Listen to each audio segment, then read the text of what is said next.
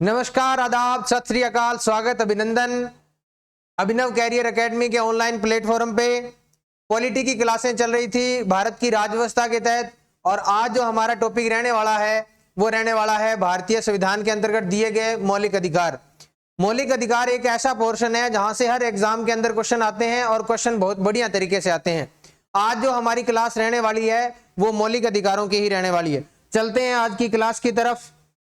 Topic आज का है मूल अधिकार या मौलिक अधिकार।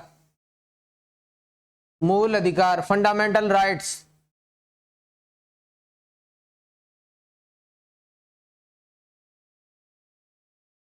अब देखो, पहली बात तो इनका नाम मूल अधिकार क्यों पड़ा।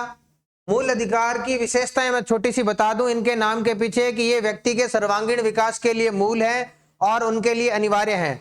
इसकी वजह से इनको मूल अधिकार बोला जाता है। और ये इतने मूल हैं कि इन्हें भारतीय संविधान में जगह प्रदान की गई है, संरक्षण प्रदान किया गया है। और संसद संविधान बनाकर संविधान संशोधन के तहत इनमें बदलाव कर सकती है। इस कारण से इनका नाम मूल अधिकार पड़ा।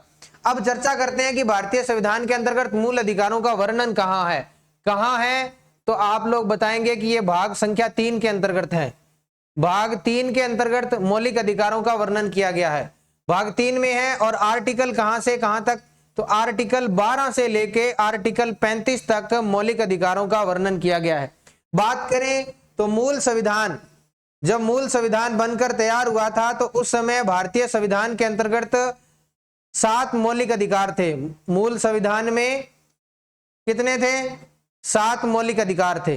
लेकिन हुआ ये कि 44वें संविधान संशोधन के द्वारा, 44वें संविधान संशोधन द्वारा मोरारजी देसाई के द्वारा किया गया था, उस समय की सरकार के द्वारा।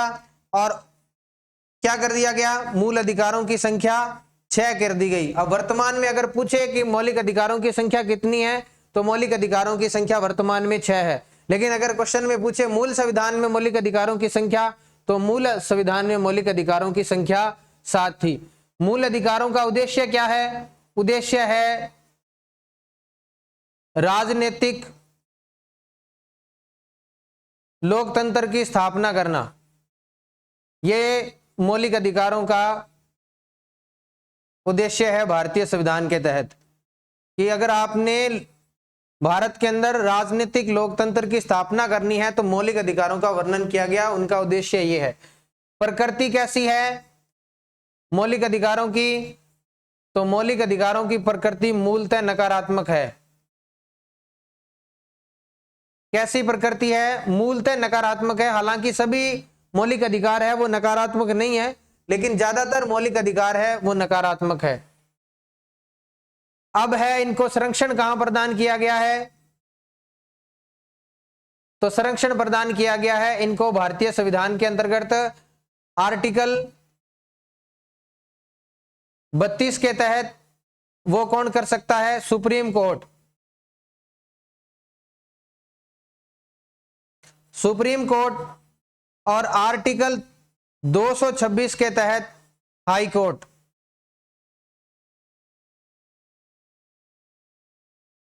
यानी संरक्षण प्रदान किया गया। अगर आप लोगों के मौलिक अधिकारों का उल्लंघन होता है तो भारतीय संविधान क्या करेगा? आर्टिकल 32 के तहत या आर्टिकल 226 के तहत रिट जारी करेगा और उनका देखभाल करेगा या उनको संरक्षण करने का काम करेगा। यह प्रकृति की बात हो गई, संरक्षण की बात हो गई। अब बात करते हैं कि मौलिक अधिकारों के ऊपर मान लो संशोधन कौन कर सकता है। संशोधन की शक्ति किसके पास में है? संशोधन, तो संशोधन की शक्ति है संसद के पास में। संशोधन कौन कर सकती है? संसद कर सकती है। वो आर्टिकल कितने के तहत करती है? आर्टिकल 368 के तहत करती है, क्योंकि सामान्य बहुमत के द्वारा इसमें संशोधन नहीं हो सकता। आर्टिकल 368 के तहत किया जाएगा संविधान संशोधन, फिर जाके भारतीय मौलिक अधिकारों को बदला जा सकता है या उनको कम या ज्यादा किया जा सकता है। लेकिन यह है कि मूलभूत ढांचा प्रभावित नहीं होना चाहिए। क्या नहीं होना चाहिए? मूलभूत ढांचा प्रभावित नहीं होना चाहिए। मूलभूत ढांचा प्रभावित नहीं होना चाहिए। यह कब कहा गया? यह कहा गया केशवानंद भारतीवाद के अंतर्गत। केशवानंद भारतीवाद चर्चित वाद है, आज तक का सबसे बड़ा वाद है, जिसमें संविधान की सबसे बड़ी पीठ बैठी केशवानंद भारतीवाद, केशवानंद भारती बनाम केरल राज्य का वाद है और 1973 के अंतर्गत आया था ये। तो ये हो गई अपनी मौलिक अधिकारों के बारे में कि भाग 3 के अंतर्गत दिया गया है, उद्देश्य क्या है, प्रकृति कैसी है, संरक्षण कौन प्रदान करता है और संशोधन कौन कर सकता है। अब चलते हैं अपने नेक्स्ट। अब देखो भारतीय संविधान के अंतर्गत अपन लोगों ने पढ़ लिया कि मौलिक अधिकारों की प्रकृति के बारे में। अब अपने चलते हैं, जैसे सीईटी की क्लास है उसके अंदर अपने पॉइंट टू पिन चलेंगे, यानी जो जो चीजें आपके लिए एग्जाम में आने लायक है उन्हीं के ऊपर चर्चा करेंगे। वैसे मौलिक अधिकार बहुत बड़ा टॉपिक है, तो सबसे पहले चर्चा करते हैं मौलिक अधिकारों के अंतर्गत आर्टिकल 12 की। आर्टिकल 12 मूलतः तो आप लोग देखते हैं कि आर्टिकल 14 से भारतीय संविधान के अंतर्गत मौलिक अधिकारों को बढ़ाया जाता है, लेकिन आर्टिकल 12 की चर्चा करनी जरूरी है। आर्टिकल 12 के अंतर्गत क्या दिया गया है? आर्टिकल 12 के अंतर्गत दी गई है राज्य की परिभाषा। वो राज्य नहीं जैसे आप लोग पंजाब राज्य, राजस्थान राज्य, कर्नाटक राज्य, ये राज्य अलग है। ये राजनीति की भाषा है या परिभाषा है, उसके अकॉर्डिंग राज्य की परिभाषा है। और राज्य की परिभाषा में क्या आती है? संघ की सरकार आती है, संघ सरकार आती है, संघ सरकार और संसद शामिल है। इसमें बता दूं कि क्या क्या चीजें शामिल है, ज्यादा लंबा डिस्कस नहीं करेंगे राज्य के ऊपर। उसके बाद में राज्य की विधानमंडल या राज्य सरकार कह सकते हैं आप लोग, राज्य विधानमंडल, राज्य विधानमंडल और सरकार, ये इसमें शामिल है। और इसमें शामिल है स्थानीय सरकार। स्थानीय सरकार आप लोगों को पता है पंचायती राज के तहत ग्राम पंचायत और नगर निगम जो भी है, ग्राम पंचायत और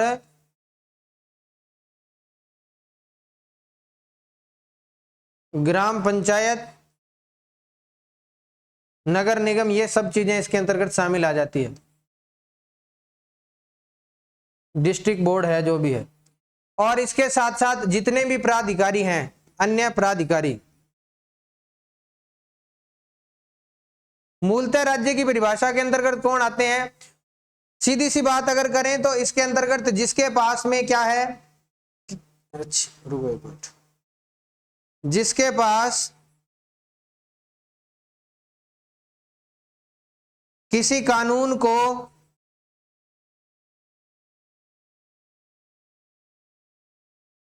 लागू करने की शक्ति है, वो राज्य की परिभाषा के अंतर्गत आते हैं। सीधी बात यहां खत्म होती है। संघ सरकार के पास में भी है, राज्य की विधानमंडल और सरकार के पास में भी है, स्थानीय सरकार भी है, अन्य प्राधिकारी जो विधि आदेश अध्यादेश जारी करते हैं वो सारे इसके अंतर्गत आते हैं। ये हो गई आर्टिकल 12 की बात। अब चलते हैं आर्टिकल 13 के ऊपर। आर्टिकल 13 यानी अनुच्छेद 13 के अंतर्गत क्या दिया गया है? 13 के अंतर्गत दिया गया है, पहले नंबर आर्टिकल 13 के अंतर्गत दिया गया है, यानी कि ऐसी विधियां, यानी कि जब भारत का संविधान लागू हुआ तो पूर्व की विधियां, लागू होने से पूर्व की विधियां, वैसे इसमें दे रखा है अगर अपने चर्चा करें मूल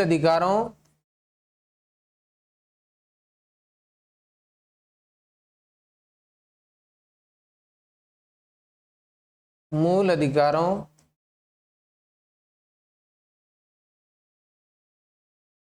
के अल्पीकरण यानी कम होने की विधियां दे रखी है। अल्पीकरण या प्रभावित होने की विधियां, अल्पीकरण की विधियां, उनके बारे में चर्चा की गई है। अल्पीकरण का मतलब ऐसी कोई विधि जो मूल अधिकारों को प्रभावित करे या उनकी शक्ति को कम करे। तो आर्टिकल 13(1) के तहत दिया गया है, यानी संविधान लागू होने के बाद, संविधान लागू होने के बाद इससे पूर्व की विधियां, यानी इसके पूर्व की विधि, इससे पूर्व की विधि क्या हो जाएगी? जो भारतीय संविधान के अंतर्गत मौलिक अधिकारों को कम करने का काम करे, इससे पूर्व की विधि न्यून या शून्य हो जाएगी, न्यून होगी। यानी ऐसी कोई विधि जो भारतीय संविधान के अंतर्गत दिए गए मौलिक अधिकारों को कम करने का काम करेगी, वो इस आर्टिकल के तहत शून्य हो जाएगी, यानी रद्द हो जाएगी। उसके बाद में इसको आप लोग कह सकते हैं कि इसको बोला जाता है ग्रहण का सिद्धांत, या इसको आप लोग कह सकते हैं आच्छादन का सिद्धांत भी कहा जाता है। एक शब्द यूज किया जाता है आच्छादन का सिद्धांत, आच्छादन का सिद्धांत। इतना डीप क्वेश्चन आपके सीईटी के अंदर देखने को नहीं मिलेगा, लेकिन थोड़ा डिस्कस कर लेते हैं। इसके बाद में जो आपको पढ़ना है वो पढ़ना है 13.2। 13.2 थोड़ा इंपॉर्टेंट हो सकता है। 13.2 के अंतर्गत क्या दिया गया है कि राज्य, क्या राज्य ऐसी कोई विधि नहीं बनाएगा, राज्य ऐसी कोई विधि नहीं बनाएगा, कोई विधि नहीं बनाएगा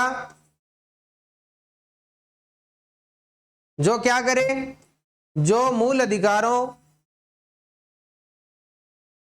जो मूल अधिकारों, जो मूल अधिकारों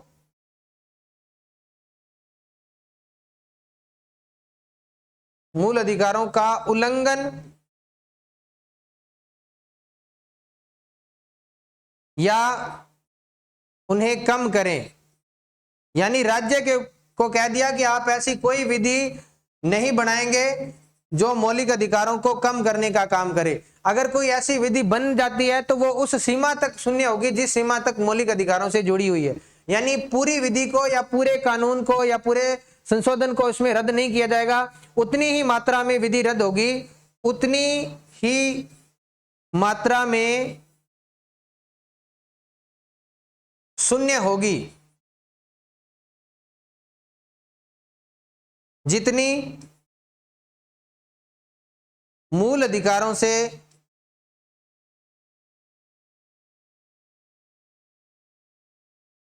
मूल अधिकारों के उल्लंघन से जुड़ी हो,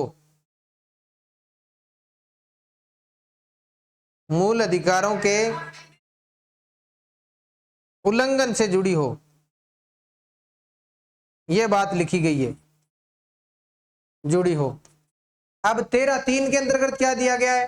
13.3 के अंतर्गत परिभाषित किया गया है विधि को, कि विधि के दायरे में विधि को परिभाषित किया गया है। इससे आप लोगों को एग्जाम के अंदर क्वेश्चन देखने को नहीं मिलेगा, सीईटी से रिलेटेड नहीं है मैटर। उसके बाद में बात करें 13.4 की। 13.4 में क्या दिया गया है कि विधि शब्द के अंतर्गत संविधान संशोधन, संविधान संशोधन किसके अंतर्गत नहीं आता? संविधान संशोधन विधि शब्द में, संविधान संशोधन विधि शब्द में शामिल नहीं है, विधि शब्द में शामिल नहीं है। गोलकनाथवाद में यह कह दिया गया था कि विधि शब्द में संविधान संशोधन आता है, तो उसके बाद में पहला संविधान इंदिरा गांधी सरकार द्वारा संविधान संशोधन किया गया, शामिल नहीं है, उसके द्वारा इसको जोड़ा गया था 1971 में 24वें संविधान संशोधन के द्वारा। 24वें संविधान संशोधन 1971 में इसको जोड़ा गया और यह कहा गया कि संविधान संशोधन विधि शब्द में शामिल नहीं है। बस इतना याद रखना है। अब आगे आपके 13.4 हो गया कंप्लीट। अब चलते हैं आर्टिकल 14 के ऊपर, यानी आर्टिकल जो 14 से लेके आपके 18 के ऊपर है उसके ऊपर बात करते हैं, जो मूल आर्टिकल है आपके एग्जाम में जहां से क्वेश्चन देखने को मिल सकते हैं। देखो इधर सबसे पहले लिखते हैं अपने आर्टिकल 14 और उससे लेके 18, इसके अंतर्गत पहले यहां से स्टार्ट करते हैं। क्या दिया गया है? पहले समता या समानता का अधिकार, समता या समानता का अधिकार। इसके अंतर्गत आर्टिकल देखो आप कितने, आर्टिकल ये है 14 से लेके 18 तक 5 आर्टिकल है। पहला क्या दे रखा है? आर्टिकल 14 क्या दे रखा है? कानून के समक्ष समानता,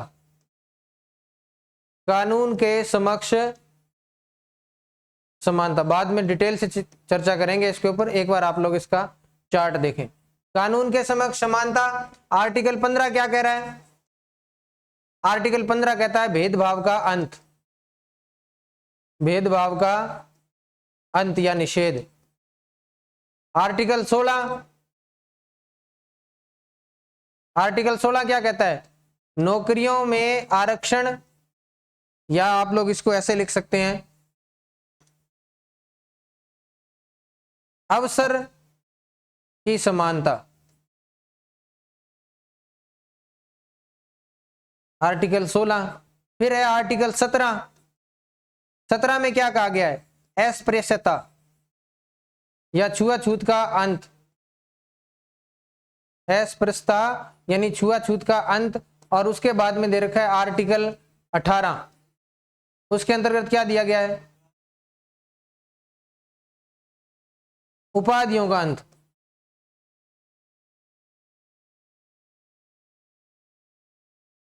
ये लो भी, ये मोटा मोटा चार्ट बन गया। एक बार आप लोग इसको ध्यान से पढ़ेंगे कि 14 से 18 जो 5 आर्टिकल है, आर्टिकल 14 में दिया गया कानून के समक्ष समानता। उसके बाद में आर्टिकल 15 के अंतर्गत धर्म आदि के आधार पर भेदभाव का अंत किया गया है। 16 के अंतर्गत नौकरियों में आरक्षण या अवसर की समानता। 17 के अंतर्गत जो छुआछूत होती है जाति के आधार पर, उसका अंत किया गया है। और 18 के अंतर्गत जो उपाधियां हैं उनका अंत किया गया है। अब अपने इसके ऊपर डिटेल से चर्चा करते हैं। पहले अपने चर्चा करते हैं आर्टिकल 14 के ऊपर। आर्टिकल 14 क्या कहता है? आर्टिकल 14 के अंतर्गत दो बातें लिखी गई है। एक तो लिखा गया है विधि के समक्ष समानता। क्या लिखा है? विधि के समक्ष समानता, विधि के समक्ष समानता। और एक दे रखा है विधियों का समान संरक्षण, विधि के समक्ष समानता और विधियों का समान संरक्षण।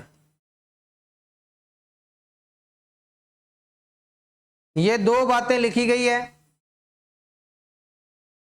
अब देखो ये कहां से प्रभावित है, तो ये ब्रिटिश संविधान से ली गई है, ये ब्रिटिश संविधान से ली गई है और ये अमेरिका के संविधान से ली गई है, अमेरिका के संविधान से, अमेरिका के संविधान से ली गई है। अब इसकी संकल्पना या अवधारणा कैसी है, तो ये नकारात्मक अवधारणा है, यह अवधारणा है नकारात्मक। और ये कैसी अवधारणा है? ये सकारात्मक अवधारणा है।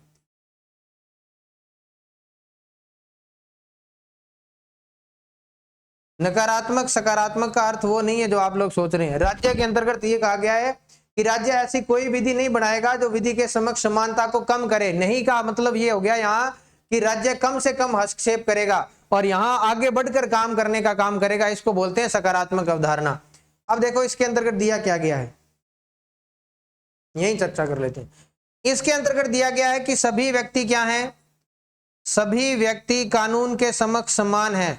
सभी व्यक्ति कानून के समक्ष समान है, कानून के समक्ष समान। और इसके अंतर्गत क्या किसका अंत किया गया है? इसके अंतर्गत जो भी विशेषाधिकार दिए गए हैं उनका क्या किया गया है? अंत किया गया है। विशेषाधिकारों का अंत, यानी किसी को विशेष अधिकार नहीं है। अगर कानून का उल्लंघन होता है तो वो कोई भी व्यक्ति है, कितना भी बड़ा पदाधिकारी है, कुछ एक अपवादों को छोड़ के उनको कानून के समक्ष एक माना जाएगा। और इसके अंतर्गत क्या है? इसके अंतर्गत है कि समान लोगों के साथ में समान व्यवहार, समान के साथ समान व्यवहार।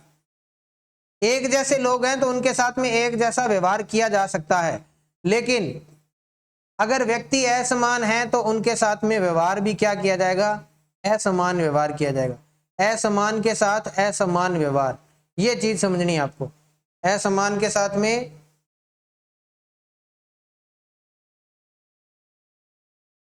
असमान व्यवहार,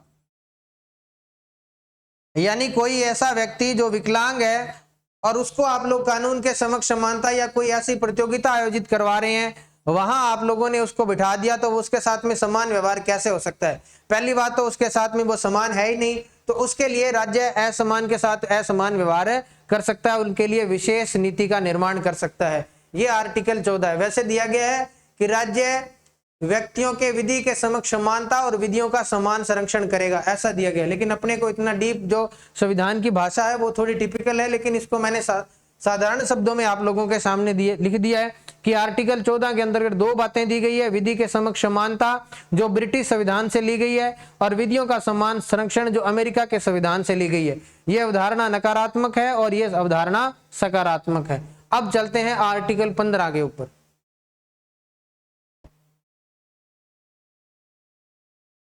आर्टिकल 15 क्या दे रखा है? टाइटल इसका है कि धर्म आदि के आधार पर, धर्म आदि के आधार पर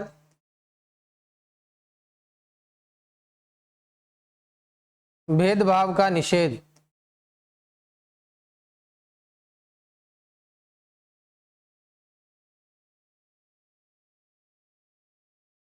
क्या दिया गया देखो, राज्य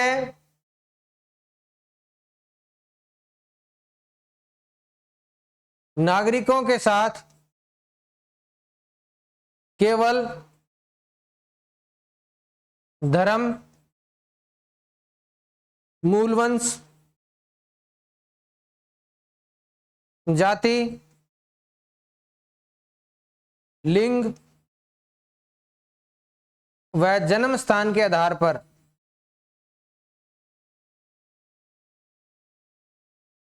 जन्म स्थान के आधार पर विभेद नहीं करेगा। विभेद का मतलब भेदभाव नहीं करेगा, यह दिया गया है आर्टिकल 15 के अंतर्गत। अब देखो इसके अंतर्गत शब्द क्या दिए गए, शब्द एक तो दिया गया इसके अंतर्गत नागरिकों को, और एक दे रखा केवल शब्द, यानी कि इन शब्दों के अलावा भेदभाव किया जा सकता है, यानी भाषा के आधार पर भेदभाव किया जा सकता है। नागरिकों का मतलब है कि यह भारतीय नागरिकों को ही प्राप्त है, विदेशी नागरिकों को यह मौलिक अधिकार प्राप्त नहीं है। बाद में अपनी चर्चा करेंगे कि कौन से मौलिक अधिकार है वो भारतीयों को प्राप्त है और कौन से अधिकार है जो विदेशियों को भी प्राप्त है। तो इसमें यह कहा गया कि राज्य नागरिकों के साथ में केवल धर्म, मूलवंश, जाति, लिंग व जन्म स्थान के आधार पर भेदभाव नहीं करेगा। कितने दे रखे हैं, 1, 2, 3, 4 और 5, यानी कि 5 बिंदु दे रखे हैं जिनके आधार पर राज्य क्या नहीं करेगा, भेदभाव नहीं करेगा। अब देखो इसके अंतर्गत और क्या चीजें दे रखी है 15(1), 15 के अंतर्गत। अब 15(2) दे रखा है, 15(2) में यही सेम बात लिखी गई है, लेकिन 15(3) के अंतर्गत अपने को पढ़ना है। आर्टिकल 15(1) व 2 में ये दी गई है, आर्टिकल 15(1) व 2। लेकिन 15(3) के अंतर्गत क्या दिया गया है कि राज्य चाहे तो महिलाओं के लिए विशेष, राज्य क्या कर सकता है, राज्य महिलाओं एवं बच्चों के लिए, महिलाओं व बच्चों के लिए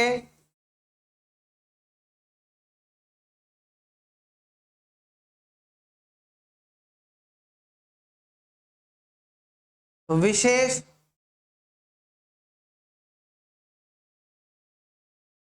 सुविधा उपलब्ध करवा सकता है। यह इसका अपवाद है, इतना याद रखना है। लेकिन इसके बाद में आपको याद करना है 15(4). 15(4) क्या कहता है, आर्टिकल 15(4). 15(4) यह कहता है कि जो इन सब के अतिरिक्त है, 15(4) के अंतर्गत क्या दे रखा है, धर्म आदि के आधार पर निषेध का अंत करने के बाद में यह कहता है कि 15(3) के अंतर्गत महिलाओं के लिए विशेष सुविधाएं उपलब्ध करवा सकता है। और 15(4) कहता है कि जो शिक्षण संस्थान है, शिक्षण संस्थान है, शिक्षण संस्थान में सामाजिक व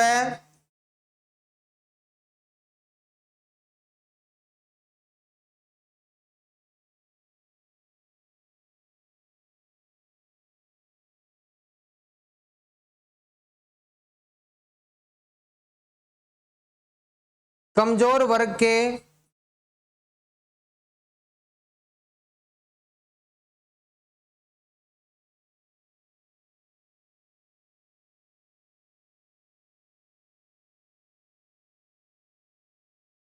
स्थान आरक्षित कर सकता है।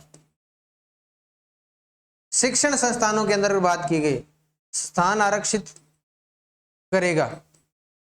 यह भारतीय संविधान के अंतर्गत, मूल संविधान के अंतर्गत नहीं था, यह प्रथम संविधान संशोधन के द्वारा जोड़ा गया था जब चंपाकम दुराइजन वाद हुआ था। वाद याद रखना चाहे तो आप लोग लिख सकते हैं, चंपाकम दुराइजन वाद।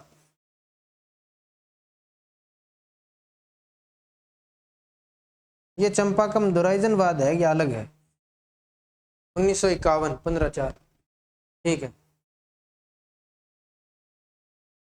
1951। और संविधान संशोधन कौन सा था, प्रथम संविधान संशोधन। इसके बाद में 15(5), 15.5 EWS में जो आरक्षण दिया गया है 10% शिक्षण संस्थानों में आरक्षण, ये याद रखना है आपको, शिक्षण संस्थानों में आरक्षण।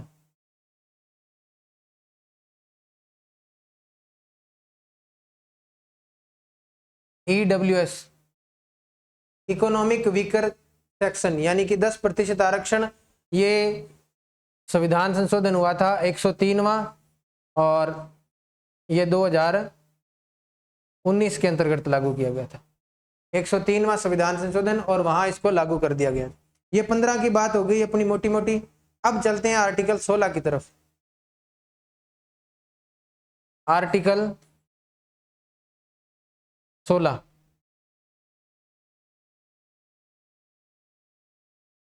आर्टिकल 16 क्या कहता है? नियोजन में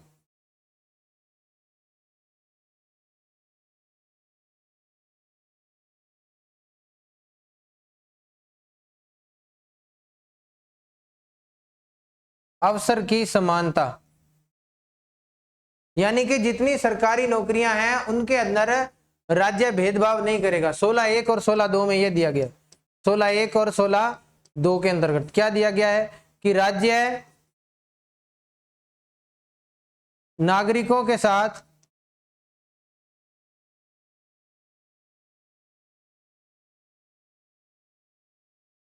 केवल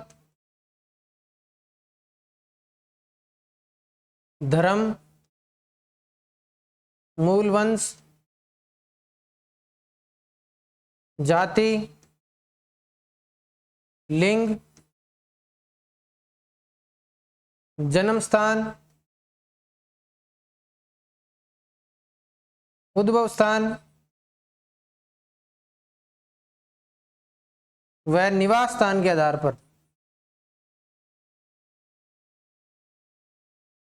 निवास स्थान के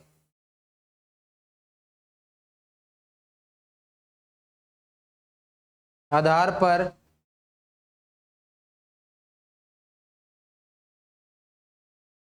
विभेद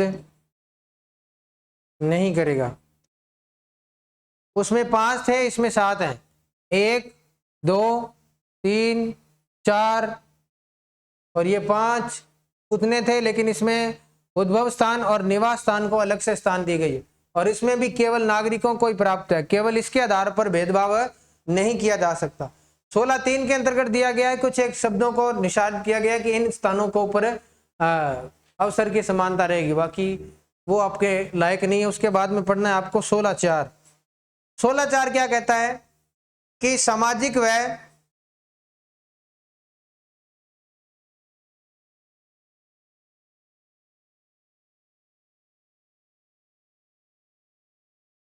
शैक्षणिक दृष्टि से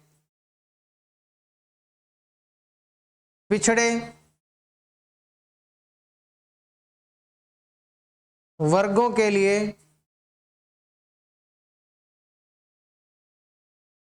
राज्य क्या करेगा? राज्य नौकरियों में, सिंपल शब्दावली बता रहा हूं,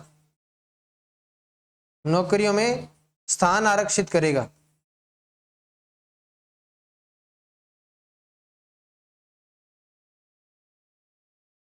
एक तरह से आपको ये कौन सी नीति है? ये समानता की नीति है, जो जिसको मूलतः आरक्षण की नीति कहा जाता है। आरक्षण की नीति कहा जाता है, इसको मूलतः आरक्षण की नीति कहा जाता है। यानी कि ऐसी सामाजिक व शैक्षणिक दृष्टि जो पिछड़े वर्ग हैं उनके लिए राज्य नौकरियों में अलग से स्थान आरक्षित करेगा, उनको स्थान देगा कि ये सीटें आपके लिए आरक्षित है। मूल संविधान में SC व ST का उल्लेख था, लेकिन उसके बाद में काका कालेलकर आयोग बनता है, उसकी रिपोर्ट के आधार पर सामाजिक व शैक्षणिक आधार पर OBC को भी आरक्षण दिया गया था बाद के अंतर्गत। अब इसको आगे चर्चा करते हैं कि क्या था, किसको दिया गया आरक्षण। एक तो दिया गया है SC को, एक दिया गया है ST को और एक दिया गया है OBC को। मूल संविधान में SC ST था, लेकिन राष्ट्रपति क्या करेगा? एक आयोग का निर्माण करेगा, राष्ट्रपति आयोग निर्मित करेगा। ऐसा लिखा गया था भारतीय संविधान के अंतर्गत। जो क्या करेगा, सामाजिक व शैक्षणिक दृष्टि से जो पिछड़ी जातियां हैं उनकी पहचान करने का काम करेगा। तो इसके लिए पहला आयोग बना था काका कालेलकर आयोग। उसने अपनी रिपोर्ट सौंपी, लेकिन उस रिपोर्ट पर किसी का ध्यान कालेलकर रिपोर्ट नहीं दिया गया। इसके बाद में क्या हुआ, उसके बाद में सरकार आई मोरारजी देसाई की। मोरारजी देसाई की सरकार आई। फैक्चुअल बातें हो रही है। मोरारजी देसाई की सरकार के द्वारा क्या किया गया, मोरारजी देसाई की सरकार द्वारा मंडल आयोग का गठन किया गया। मंडल आयोग बनाया गया। वीपी मंडल की अध्यक्षता में, कौन, वीपी मंडल। वीपी मंडल की आयोग अध्यक्षता में एक आयोग बनाया गया और उसको यह कहा गया कि ऐसी जातियों की पहचान करें जो सामाजिक व शैक्षणिक दृष्टि से पिछड़ी हैं। लेकिन जब इसकी रिपोर्ट आई मंडल आयोग की, तब तक मोरारजी देसाई की सरकार जा चुकी थी। लेकिन हुआ यह कि जब उसके बाद में 1991 में किसकी सरकार आई, इसके बाद में वीपी सरकार आई, वीपी सिंह की सरकार आई।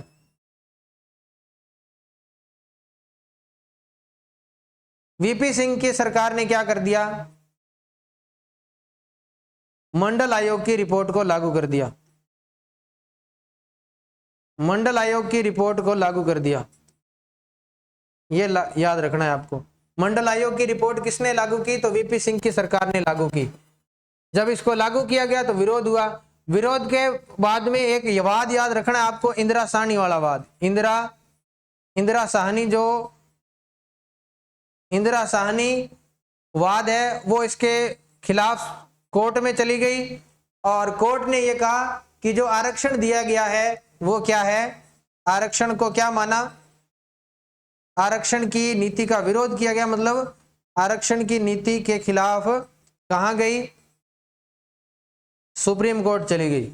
सुप्रीम कोर्ट में मामला गया और सुप्रीम कोर्ट ने क्या फैसला सुनाया, सुप्रीम कोर्ट ने कहा कि जो आरक्षण दिया गया है, आरक्षण को सही ठहराया। किसने सही ठहराया, सही ठहराया, सही ठहराया किसने, सुप्रीम कोर्ट ने। सुप्रीम कोर्ट ने कहा कि जो सामाजिक व शैक्षणिक दृष्टि से पिछड़े हैं उनको क्या करना है, आपको आरक्षण देना है। और यह कहा कि इनका नौकरियों में पर्याप्त प्रतिनिधित्व नहीं है और इनको लंबे समय तक दबाया गया, ये मुख्य धारा में शामिल नहीं है, इसलिए इनको आरक्षण दिया गया है, वो सही है। अब ये हो गया आपका 16(4). 16(5) में आप लोग धार्मिक स्थानों पर अपने धर्म के आधार पर जो व्यक्ति हैं उनको पदोन्नति या स्थान आरक्षित कर सकते हैं। 16(5) आपके काम का नहीं है। उसके बाद में है 16(6). 16(6) क्या कह रहा है, 16(6) वही है EWS। EWS को नौकरियों में क्या दिया गया, 10% आरक्षण दिया गया। नौकरियों में 10% आरक्षण, 10% आरक्षण। ये कौन सा संविधान संशोधन, 103वां संविधान संशोधन, इसके द्वारा उन्हें नौकरियों में आरक्षण दिया गया। यह तो था 16 नंबर आर्टिकल। अब आर्टिकल नंबर 17। आर्टिकल 17 के अंतर्गत क्या कहा गया है, आर्टिकल 17 के अंतर्गत कहा गया है कि छुआछूत का अंत, छुआछूत या अस्पृश्यता,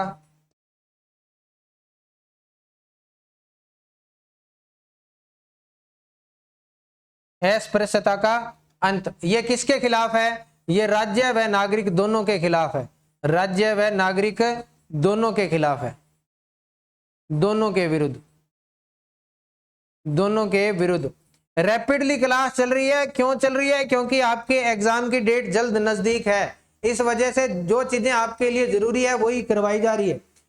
नागरिक दोनों के खिलाफ है और अगर ऐसा उल्लंघन पाया जाता है तो आपको क्या कर दिया जाता है, आपको इसके विरुद्ध दंडात्मक दंड दिया जा सकता है, दंड भी दिया जा सकता है। यानी कि जाति के आधार पर जो भेदभाव की नीति है, छुआछूत है जो होता था, दिया जा सकता है।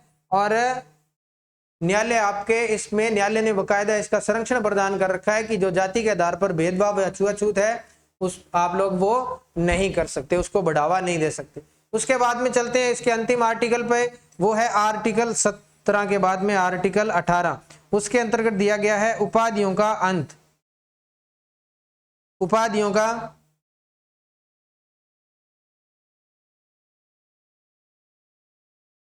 अंत।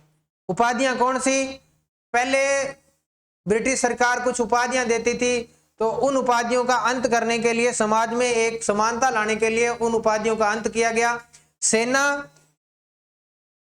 व शिक्षा से संबंधित, सेना व शिक्षा से संबंधित जो उपाधियां हैं वो तो आप लोग अपने नाम के साथ में लगा सकते हैं।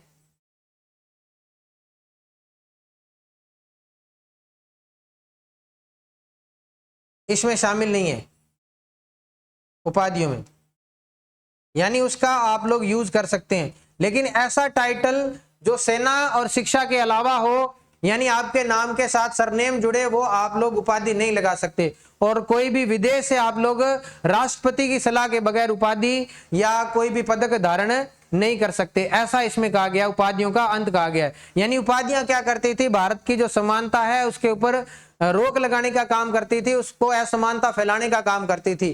पहले आपके नाम के आगे राय बहादुर ऐसे शब्दावली यूज कर लिया करते थे, जिसकी वजह से नाम के साथ में उनका वर्चस्व बढ़ जाता था, कि वो वर्चस्वशाली बन जाते थे। इस वजह से उन उपाधियों का अंत किया गया और समाज में समानता लाने के लिए ये सब चीजें की गई। तो आज हमारी जो क्लास थी वो समानता के ऊपर रहने वाली थी, यानी समानता का जो आप लोगों को बताया गया था मौलिक अधिकार, वो चर्चा का विषय था, वो पूरा हो चुका है। अपने चलते हैं, अपने कहां से शुरू किया था?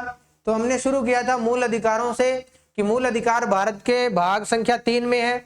भाग संख्या 3 यानी भारत के भाग संविधान के भाग 1, 2 और 3। 1 में आपके संघ व राज्य क्षेत्र है, 2 में नागरिकता, 3 में आपके मौलिक अधिकार हैं। आर्टिकल 12 से लेके आर्टिकल 15 तक दिए गए हैं। मूल संविधान में 7 आर्टिकल थे, लेकिन 44वें संविधान संशोधन के द्वारा संपत्ति का अधिकार क्या कर दिया गया था? संपत्ति का अधिकार क्या कर दिया गया था? समाप्त कर दिया गया था। संपत्ति का अधिकार समाप्त कर दिया गया था। आर्टिकल 31, कितने नंबर आर्टिकल? आर्टिकल 31, उसको क्या कर दिया गया था? अंत कर दिया गया था। तो इस वजह से वो वहां चला गया कानूनी अधिकार में आर्टिकल 300A के तहत। तो ये बच गए मूल संविधान के अलावा बाद में आर्टिकल बचे 6। उद्देश्य क्या है? राजनीतिक लोकतंत्र की स्थापना करना। मूलतः प्रकृति नकारात्मक है। संरक्षण प्रदान किया गया है आर्टिकल 32 के तहत सुप्रीम कोर्ट के तहत और 226 के तहत हाई कोर्ट के तहत। आर्टिकल 368 के तहत संविधान संशोधन कर सकती है, कौन कर सकती है? संसद, लेकिन मूल ढांचा प्रभावित नहीं होना चाहिए, ऐसा कहा गया केशवानंद भारतीवाद के तहत। अब अपने 12 के अंतर्गत देखा था कि राज्य की परिभाषा है। राज्य की परिभाषा के अंतर्गत ऐसी कोई भी संस्था जिसके पास में पावर हो, शक्ति हो, जो कानून को प्रभावित करे या उसको लागू करने का काम करे, वो सभी राज्य की परिभाषा के अंतर्गत आते हैं। सीटी के अंदर आपको यहां से क्वेश्चन कम ही देखने को मिलेगा, मेरे हिसाब से तो नहीं आना चाहिए। फिर आर्टिकल 13 के अंतर्गत पढ़ा था कि अल्पीकरण और न्यूनीकरण की जो विधियां थी, कि मूल अधिकारों को जो कम करती हो या उल्लंघन करती हो, उसके बारे में पढ़ा था। आर्टिकल 13(1) के तहत यह दिया गया था कि संविधान लागू होने से पूर्व की विधियां न्यून होगी, जो आच्छादन का सिद्धांत कहलाती है। आर्टिकल 13(2) ये याद रखना है कि राज्य कोई ऐसी विधि नहीं बनाएगा जो मूल अधिकारों को कम करे या उनका उल्लंघन करे, और अगर उल्लंघन करती है तो उतनी ही मात्रा में शून्य होगी जितनी मात्रा में वो मूल अधिकारों से जुड़ी हुई है। और उसके बाद में पढ़ा था आर्टिकल 13(3), उसमें विधि को परिभाषित किया गया है। आर्टिकल 13(4) में संविधान संशोधन विधि शब्द में शामिल नहीं है। गोलकनाथवाद में यह कह दिया गया था कि संविधान संशोधन विधि शब्द की परिभाषा में आता है, इसलिए 24वां संविधान संशोधन किया गया 1971 में, और यह कहा गया कि विधि शब्द में संविधान संशोधन नहीं आता। पढ़ा था समता या समानता का अधिकार आर्टिकल 14 से 18 के तहत। 14 में कानून के समक्ष समानता और विधियों का समान संरक्षण और विधि के समक्ष समानता, ये अपने डिस्कस किया था। आर्टिकल 15 पे भेदभाव का अंत किया था, केवल और नागरिक दोनों शब्दों के ऊपर चर्चा की थी, और विशेष सुविधाएं उपलब्ध करवा सकता है, ये भी पढ़ा था। 15(4) पढ़ा था। 15(5) जो EWS शिक्षण संस्थानों में आरक्षण है वो दिया गया है। उसके बाद में आर्टिकल 16 पढ़ा था, अवसर की समानता, जो आरक्षण की नीति के तहत आता है कि राज्य इस आधारों पर, ये 6-7 आधार थे, उसके आधार पर भेदभाव नहीं करेगा। 16(4) पढ़ा था कि सामाजिक और शैक्षणिक दृष्टि से जो पिछड़े वर्ग हैं, जिसमें SC, ST व OBC शामिल है, SC, ST और OBC, मूलतः जिसे आरक्षण की नीति कहा जाता है, वो पढ़ा था। और उसके बाद में अपने राष्ट्रपति के द्वारा आयोग निर्मित करने के बारे में पूछा था कि काका कालेलकर आयोग बना था, मंडल आयोग बना था, और उसके बाद में मंडल आयोग की सिफारिशें जी वो वीपी सिंह सरकार ने लागू कर दी। इंदिरा साहनीवाद जो एक चर्चित वाद है वो इसके खिलाफ गई, आरक्षण को सही ठहराया सुप्रीम कोर्ट ने। इसके बाद ईडब्ल्यूएस नौकरियों में आरक्षण में जो 10% आरक्षण दिया गया था, किसको, जो इकोनॉमिक वीकर सेक्शन है, यानी कि जो आप लोग कह सकते हो कि आर्थिक रूप से पिछड़े वर्ग है, उनको 10% आरक्षण दिया गया था। 17 के अंतर्गत छुआछूत का अंत किया गया था, जो राज्य व नागरिक दोनों के खिलाफ है। दंड का प्रावधान है। आर्टिकल 18 उपाधियों का अंत करता है, कोई ऐसी उपाधि धारण नहीं करेगा जो भारतीय समानता को कम करे या असमानता को बढ़ावे। ऐसी आज की क्लास रही। उम्मीद है आपको एग्जाम में इसके अंदर से क्वेश्चन देखने को मिलेगा। आप लोगों ने देखा होगा कि आज की जो क्लास है अपने पिन टू पॉइंट ही बात किया था।